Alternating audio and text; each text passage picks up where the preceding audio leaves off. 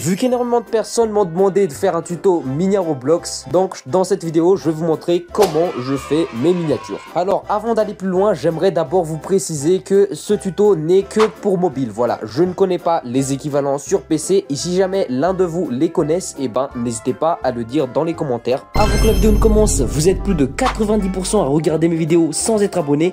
Alors si mon contenu vous plaît, n'hésitez pas à liker et vous abonner à la chaîne. Si vous voulez me soutenir, n'hésitez pas à acheter mon pull sur Roblox. Sur ce, bon visionnage. Alors pour ce tuto, je vais vous montrer comment j'ai fait la miniature de ma vidéo où je testais les fakes de Bloxroot. Mais d'abord, je vais vous montrer les applications que j'utilise quand je fais mes miniatures. Alors j'utilise 3 applications. Le premier, c'est tout simplement Roblox. Alors celui-là, il est obligatoire. Le deuxième application que j'utilise, c'est CapCut. Et enfin, le dernier, c'est Ibispaint. Encore une fois, si vous connaissez d'autres équivalents, et n'hésitez pas à le dire dans les commentaires. Alors pour commencer, je vais sur séance photo X fond vert machin truc.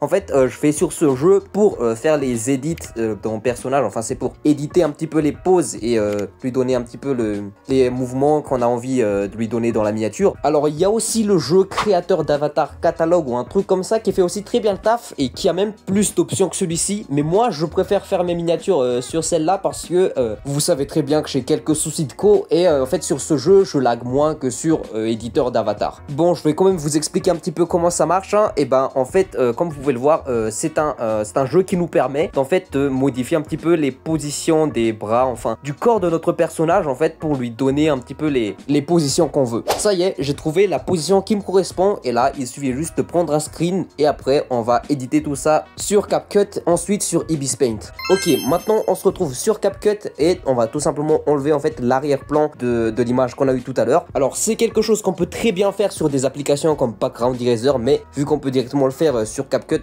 je ne vois pas l'intérêt d'installer l'application. Enfin, maintenant que c'est fait, on se retrouve maintenant sur Ibispaint. Alors comme vous pouvez le voir, j'ai déjà préparé un fond pour ma miniature. En fait c'est le fond que j'ai déjà préparé en avance. En fait ce fond il fait partie des presets que je prépare à l'avance pour faire mes miniatures. Alors ce qu'on va faire directement en fait c'est d'importer l'image qu'on a fait tout à l'heure. Alors on va juste ajuster un petit peu la taille du personnage. Alors comme vous pouvez le voir en fait là la qualité de l'image il est vraiment dégueulasse, voire c'est tout flou vraiment. Alors ce qu'on va faire c'est de tout simplement baisser l'opacité du calque du personnage juste là.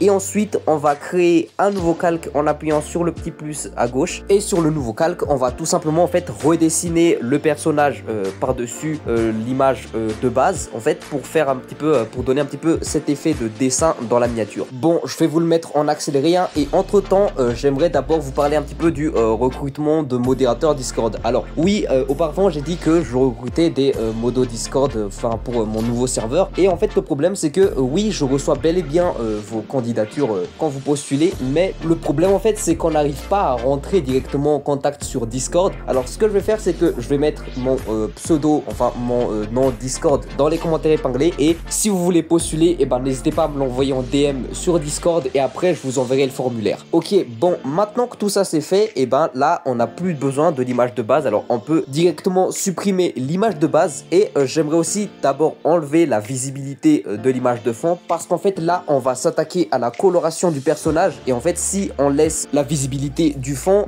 en fait ça va se mélanger avec les couleurs du personnage et ça va rendre moche la qualité de la couleur de la miniature. Ok, maintenant on va passer à l'ombrage et pour l'ombrage en fait ce que vous allez faire c'est de tout simplement de prendre votre pinceau et de baisser son opacité à 50% et là il ne vous reste plus qu'à passer un petit coup de pinceau sur les zones d'ombre pour donner un petit peu plus de détails à la miniature et après ça vous pouvez remettre la visibilité de l'image de fond. Ok, maintenant que c'est fait on va maintenant passer aux détails de la miniature. Ok, pour les détails je vais en fait rajouter un fruit du dragon juste là. Voilà, il faut bien ajuster la position etc. Et ce que j'ai envie de faire c'est donner un effet lumineux à ce fruit du dragon. Pour ça on va tout simplement créer un nouveau calque qu'on va ensuite glisser en dessous du calque marque du fruit.